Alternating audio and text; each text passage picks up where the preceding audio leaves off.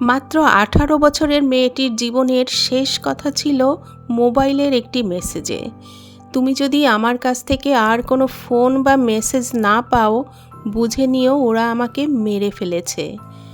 সামান আব্বাস নামের মেয়েটি তার ছেলে বন্ধুর কাছে ঠান্ডা কাঁপা কাঁপা হাতের লেখায় এই শেষ মেসেজটি পাঠিয়েছিল। মেয়েটির আতঙ্কের জায়গা ছিল সেখানে, যেখানে সবাই পায় নিরাপত্তা, ভালোবাসা আর যত্ন, নিজের পরিবারে। এরপর যা ঘটেছিল তা সবাইকে একেবারে হতবাক করে দিয়েছিল। এটি কোনো সিনেমার গল্প নয়, বাস্তব জীবনের সত্যি ঘটনা। এটি এমন একটি অনার কিলিংয়ের ঘটনা যা পুরা ইতালিকে নাড়িয়ে দিয়েছিল। অনার কিলিং বা সম্মান রক্ষার্থে হত্যা হলো পরিবারের পুরুষ সদস্যদের দ্বারা সাধারণত একজন মহিলা বা মেয়েকে হত্যা করা, যারা বিশ্বাস করে যে মেয়েটি পরিবারের জন্য লজ্জা বা অসম্মান বয়ে এনেছে। এই কাজগুলি প্রায়শই পিতৃতান্ত্রিক পরিবারের মধ্যে পূর্ব পরিকল্পিতভাবে সংঘটিত হয়ে থাকে। সামান আব্বাস নামের মেয়েটির জীবনের এই সত্যি ঘটনা ইতিমধ্যে অনেকেই জানেন। আজ এই মর্মান্তিক হত্যা আর তার বিচারের সম্পূর্ণ ঘটনা, যেগুলো বিভিন্ন অনলাইন মিডিয়া ও সংবাদ মাধ্যমে প্রকাশিত হয়েছিল, তার সারসংক্ষেপের খুঁটিনাটি একত্রে তুলে ধরব। ইউরোপের দেশ ইতালির নাম কে না জানে। ইতালির 1000 বছরের পুরনো ইতিহাস রয়েছে। যাই হোক, আজ এই সভ্য ও উন্নত দেশ ইতালির শান্ত এক শহরে একটি পাকিস্তানি পরিবারের নিষ্ঠুর হত্যাকাণ্ডের ঘটনা জানব। সামান আব্বাসের জন্ম 2002 সালের 18 ডিসেম্বর পাকিস্তানের লাহোরের কাছে। সামানের বয়স যখন 14 বছর, তখন সে তার পরিবারের সাথে 2016 সালে ইতালিতে চলে আসে।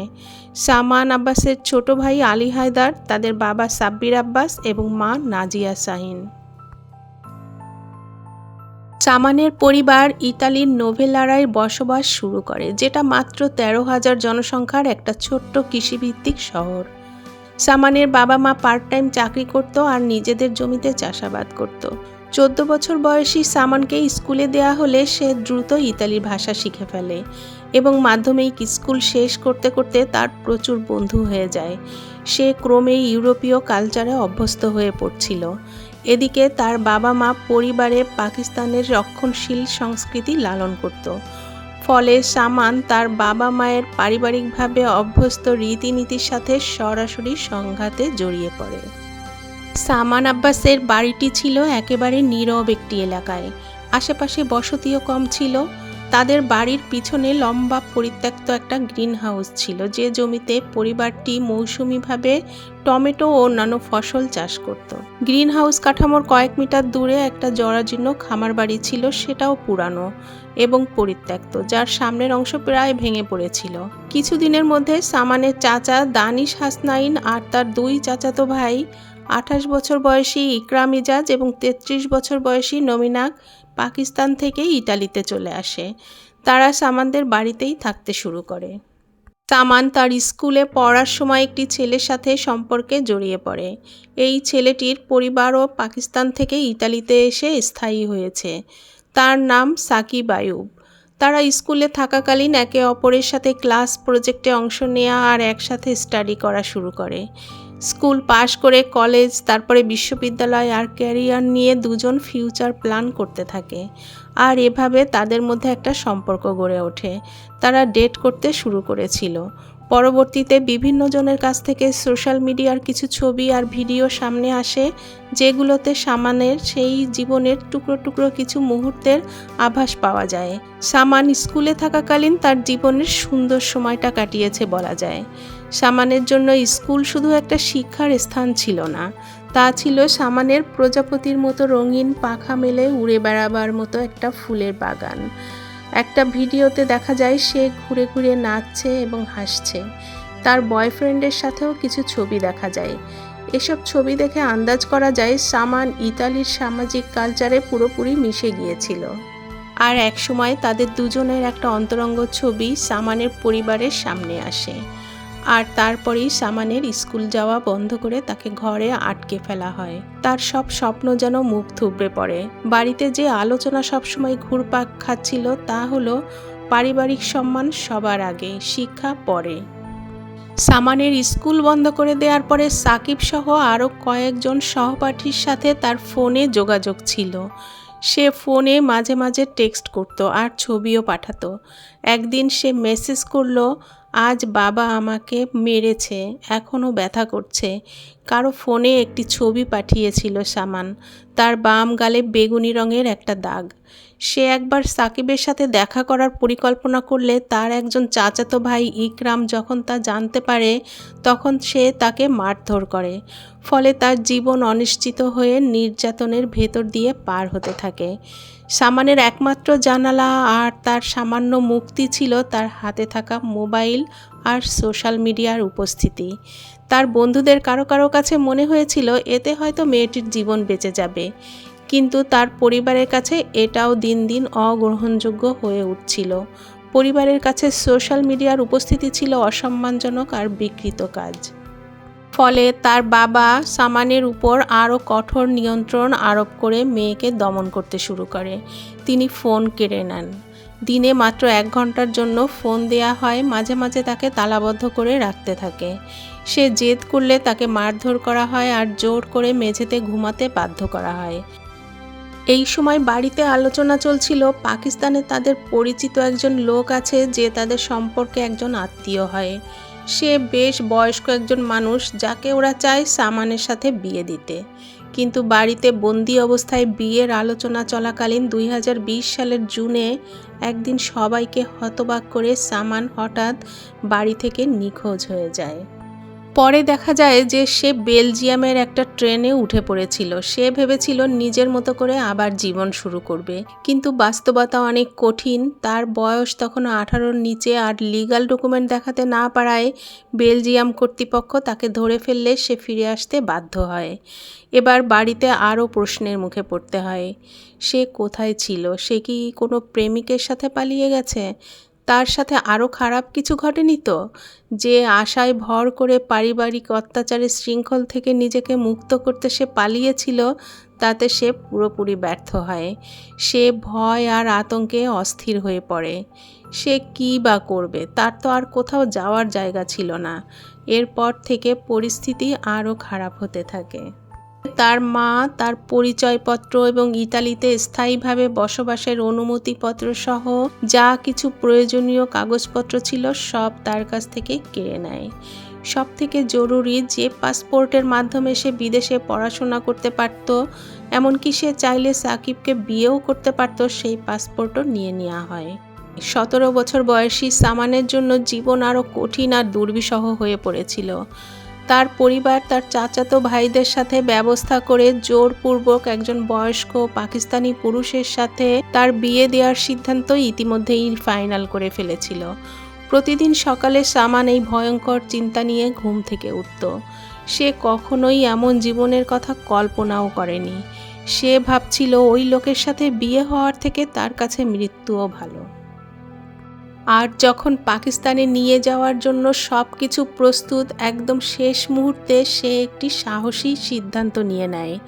তার পরিচিত কারো মাধ্যমে সমাজকর্মীদের সাথে যোগাযোগ করে আর তাদের সহায়তায় সে স্থানীয় একটি এনজিওর মাধ্যমে পুলিশের কাছে আনুষ্ঠানিক অভিযোগ ও মামলা দায়ের করে, যেখানে তার বাবা মার বিরুদ্ধে জোরপূর্বক বিবাহ এবং মানসিক নির্যাতনের অভিযোগ করে। সামান সমাজকর্মীদের বলেছিল, আমার জীবন আর বেঁচে থাকার মতো নেই, তারা সব কিছু কেড়ে নিয়েছে। ইতালীয় আইন জোরপূর্বক বিবাহকে পারিবারিক সহিংসতার একটি রূপ হিসেবে বিবেচনা করে। তাছাড়া সামানের এখনও 18 বছর হয়নি। ফলে সামানের অভিযোগ আমলে নিয়ে সমাজসেবা এবং প্রসিকিউটররা দ্রুত হস্তক্ষেপ করেন আর 2020 সালের 12 নভেম্বর তারিখে তারা কিশোর আদালতে আবেদন করেন। আদালত জরুরি সুরক্ষা আদেশ জারি করেছিল। আদেশটি ছিল স্পষ্ট এবং জরুরি, ফলে সেই সন্ধ্যায় তাকে পরিবার থেকে বের করে বেলোনিয়ার একটি নিরাপদ কিশোর আশ্রয় কেন্দ্রে রাখা হয়েছিল। এটি ছিল একটি গোপনীয় কিন্তু নিরাপদ পরিবেশ। এখানে এসে সামান প্রথমবারের মতো নির্ভয়ে ঘুমাতে পেরেছিল, নিজের পোশাক এবং বইপত্র পেয়েছিল আর বাবা মায়ের বাধা ছাড়াই স্কুলে যেতে পারত। আবার সে স্বাধীনভাবে স্বপ্ন দেখতে আর উচ্চশিক্ষার কথাও ভাবতে লাগলো। কিন্তু কিশোর আশ্রয় কেন্দ্রে বসবাসের একটা আইনি সীমাবদ্ধতা ছিল। যখন তার বয়স 18 বছর পূর্ণ হলো, রাষ্ট্রীয় সুরক্ষা আইন বাতিল হয়ে গেল। এই সময়গুলোতে সমাজকর্মীরা তার মধ্যে পরিবর্তন লক্ষ্য করেছিলেন। সে আরও আত্মবিশ্বাসী হয়ে উঠছিল, তার আচরণ দিন দিন পরিণত আর শান্ত হয়ে উঠেছিল। সে জানিয়েছিল যে তার প্রেমিককে বিয়ে করতে চায়। সাকিবের সাথে তার ভবিষ্যৎ শুরু করতে বিবাহ রেজিস্ট্রেশন করতে হবে, আর তাই তার পরিচয়পত্র এবং পাসপোর্ট সংগ্রহের জন্য বাড়িতে যাওয়া দরকার ছিল। সে ওই দিন অর্থাৎ 30 এপ্রিল 2021 তারিখে তার বাড়িতে ফিরে আসে, কিন্তু বাড়িতে ফিরে আসার পরে সব কিছু বদলে যায়। আর রাতে সাকিবের ফোনে সামানের সেই মেসেজটা আসে, তুমি যদি আমার কাছ থেকে আর কোনো ফোন বা মেসেজ না পাও, বুঝে নিও ওরা আমাকে মেরে ফেলেছে। সাকিব অপেক্ষায় থাকে, কিন্তু ওপাশে শুধু নীরবতা। সাকিব সকালে ফোন করে, কিন্তু মোবাইল বন্ধ পাওয়া যায়। 5 দিন কোনো খোঁজ না পেয়ে সাকিব পুলিশকে জানায়।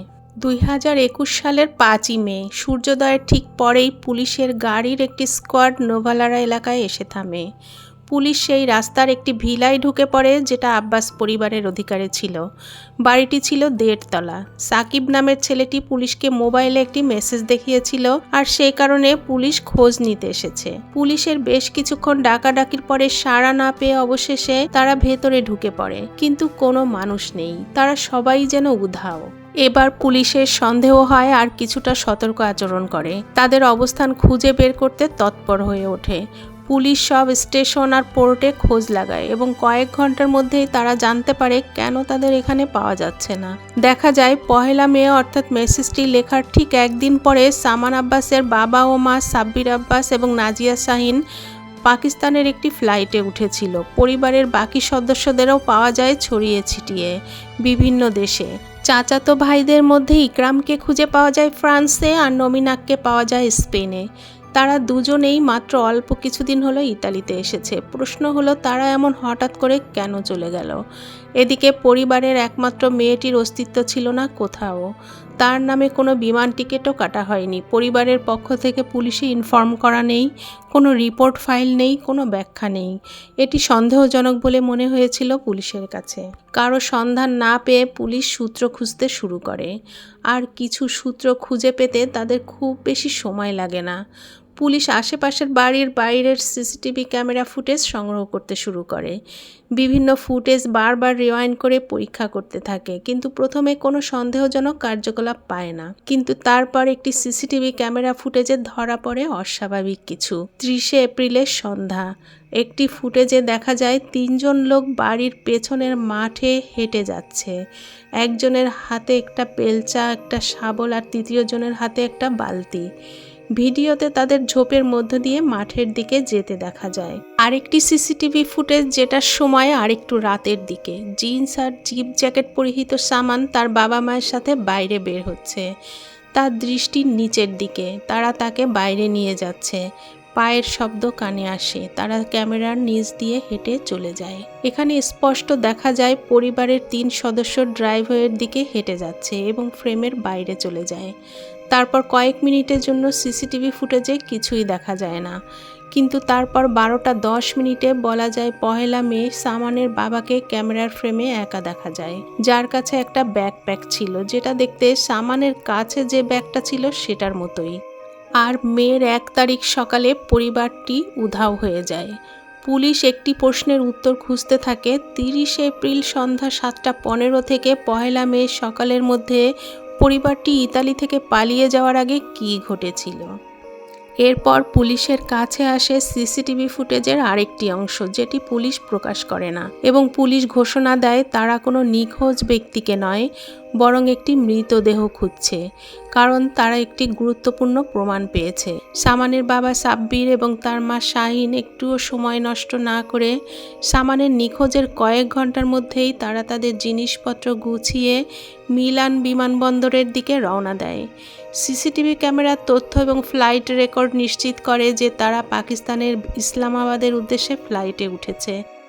সামানের চাচা আর চাচাতো 2 ভাই তাদের আলাদা পথে চলে যায়, আর তার চাচা দানেশ হুসনাইন যেন দৃষ্টির আড়ালে অদৃশ্য হয়ে যায়। পুলিশ সামানের ছোট ভাই আলী হায়দারকে ইতালিতেই পেয়েছিল। সে ছিল মাত্র 16 বছর বয়সী। তাকে রেখেই পরিবারের সবাই এদিক সেদিক ছড়িয়ে গিয়েছিল। তাকে নিরাপত্তামূলক হেফাজতে নেওয়া হয়। প্রথম দিকে হায়দার ভয়ে চুপ ছিল, কিন্তু একসময় তার মনে অপরাধবোধ জেগে ওঠে। তারপর ধীরে ধীরে বিস্তারিত বেরিয়ে আসতে শুরু করে কিভাবে সামানের প্রেমের সম্পর্ক তাদের পরিবারে অশান্তি আর অত্যাচারের বিষয় হয়ে উঠেছিল, এবং তারপর সে তাদের এমন কিছু বলে যা পুরো তদন্তকে বদলে দেয়। হায়দার জানায় তাদের চাচা দানিশকে বলতে শুনেছিল যে সামানকে হত্যা করাই একমাত্র সমাধান। আলী হায়দার আরও বলে যে সে তার চাচাকে সামানের নিখোঁজ হওয়ার পর অন্যদের সাথে কথা বলতে শুনেছিল। চাচা একটা কবর খননের কথা বলেছিল। প্রায় 1.5 বছর কেটে যায়, কিন্তু এই মামলায় নতুন কোনো তথ্য উঠে আসে না। সামানের ছোট ভাই পুলিশকে সূত্র দিয়েছিল, কিন্তু এটি ছিল কেবল একজন সাক্ষী এবং তার স্মৃতি থেকে। সে নিশ্চিত করে বলতে পারেনি যে সামানকে সত্যি হত্যা করা হয়েছে কিনা, কারণ বাড়ির আশেপাশে প্রচুর খোঁজাখুঁজি করা সত্ত্বেও কোনো মৃতদেহ উদ্ধার হয়নি। আর তাই কোনো মৃতদেহ ছাড়া, কোনো ফরেনসিক বিবরণ ছাড়া পুলিশ সিদ্ধান্তে আসতে পারছিল না। সামান নিখোঁজ হওয়ার পর সামানের খুনি হিসেবে সন্দেহ করা তার চাচা দানিশ হাসনাইনকে কয়েক মাস পর ইতালি থেকেই গ্রেফতার করা হয়। পরিবারের বাকি সদস্যরা ফ্রান্স, পাকিস্তান, স্পেনে পালিয়ে গেলেও দানিশ এতদিন ইতালিতেই ছিল। 2021 সালের নভেম্বরে পরিস্থিতি বদলে গেল যখন কর্তৃপক্ষ অবশেষে তাকে খুঁজে বের করে এবং গ্রেফতার করে। দানিশ অবশেষে তার আইনজীবীর উপস্থিতিতে এক রুদ্ধদ্বার বৈঠকে এমন একটি বক্তব্য দেয় যা পরিস্থিতির গতিপথ বদলে দেয়। সে জানায় সামানের মৃতদেহ কোথায় রাখা হয়েছে। দেখা যায় কবরটিকে স্তরে স্তরে মাটি আর কংক্রিট দিয়ে এমনভাবে ভর্তি করা হয়েছিল যাতে কুকুররা তাকে শুঁকে বের না করতে পারে। কয়েক ঘন্টা পরে তারা প্লাস্টিকে মোড়ানো একটি দেহ পায়। উদ্ধারের পরে দেখা যায় যে রাতে সে নিখোঁজ হয়েছিল সেই রাতে তার এই একই পোশাক ছিল, বাদামি রঙের সুতির জ্যাকেট আর জিন্স। সিসিটিভিতে দেখা গিয়েছিল রাতের বেলায় তার বাবা মায়ের সাথে হেঁটে যাচ্ছে। ফরেনসিক দল তার গলায় হিংস্রতার স্পষ্ট প্রমাণ পায়। তার গলার একটা হাড় ভাঙা ছিল, যা সাধারণত হাতে শ্বাসরোধের সময় ভেঙে যায়। বাড়ির এত কাছে কবরটি তদন্তকারীদের মধ্যে নতুন করে আতঙ্কের জন্ম দিয়েছিল। এটা ছিল এমন একটা জায়গা যেখানে তারা একসময় কাজ করত, টমেটো জন্মাতো, যেখানে সামান একসময় হেঁটে বেড়াতো। পুলিশ দানিশকে প্রধান অভিযুক্ত হিসেবে চিহ্নিত করে, তবে তার নীরব আর অনুতাপবিহীন আচরণ অভিজ্ঞ তদন্তকারী দলকেও হতবাক করে দিয়েছিল। সামানের নিখোঁজের মাত্র 1 মাস পরেই ফরাসি পুলিশ ইন্টারপোলের মাধ্যমে গ্রেপ্তারি পরোয়ানা জারি করে দিয়েছিল। কিন্তু সবচেয়ে বড় 2জন অপরাধী তখনও ছিল নাগালের বাইরে, সামানের বাবা আর মা। তারা মেয়ের মৃত্যুর মাত্র কয়েক ঘন্টার ভিতরেই বিমানে উঠে পাকিস্তানের দিকে রওনা হয়। কয়েক মাস ধরে ইতালীয় প্রসিকিউটররা ইন্টারপোল এবং বিচার বিভাগের মাধ্যমে পাকিস্তান সরকারের উপর ক্রমাগত অনুরোধ ও চাপ জারি রাখে। এর মাঝে সামানের বাবা সাব্বির আব্বাসের করা একটি টেলিফোন কল রেকর্ড পুলিশের হাতে আসে। সে ইতালিতে থাকা তাদের একজন আত্মীয়ের সাথে কথা বলছিল। সেই ফোনালাপে সাব্বিরকে বলতে শোনা যায়, আমি যা করেছি তাতে আমার কোনো লজ্জা নেই। আমি তাকে হত্যা করেছি আমাদের পরিবারের সম্মান বাঁচাতে। আর এই রেকর্ডিং হাতে পাওয়ার পরেই মূলত আনুষ্ঠানিক প্রত্যাপনের অনুরোধ আরও জোরালো হয়ে ওঠে। অবশেষে আন্তর্জাতিক আদালতের অধীনে পাকিস্তান থেকে 2023 সালের আগস্টে সাব্বির আব্বাসকে কঠোর পাহারায় ইতালি পাঠানো হয়। সেই মুহূর্তে সামানের মা নাজাত শাহিনকে গ্রেপ্তার করা সম্ভব হয় না, ফলে সে পাকিস্তানেই থেকে যায়। সামানের নির্মম মৃত্যু তখন পরিণত হয়েছে ইতালির জাতীয় ট্রমা ইস্যুতে। তবে ইতালির আদালত ন্যায় বিচারের স্বার্থে নাজাত শাহিনের অন্বেষণ চালিয়ে যেতে থাকে। আর 2024 সালের 31শে মে 3 বছর আত্মগোপনে থাকার পর ইন্টারপোলের রেড নোটিশের ভিত্তিতে পুলিশ পাকিস্তানের একটি গ্রামে অভিযান চালিয়ে সামানের মাকে গ্রেপ্তার করে। 2025 সালের এপ্রিলে ইতালির আদালত সামানের বাবা মা উভয়ের যাবজ্জীবন কারাদণ্ডের আদেশ দেয়। দীর্ঘ শুনানির পর চাচাতো এক ভাই নমিনা খালাস পেয়ে যায়। চাচা দানিশের 22 বছরের সাজা হয় এবং ইকরামের 14 বছরের কারাদণ্ড দেওয়া হয়। আদালত তার পর্যবেক্ষণে বলে যে সামান হত্যা একটি সম্মিলিত প্রচেষ্টার ফল, যা মধ্যযুগীয় বর্বরতাকে মনে করিয়ে দেয়।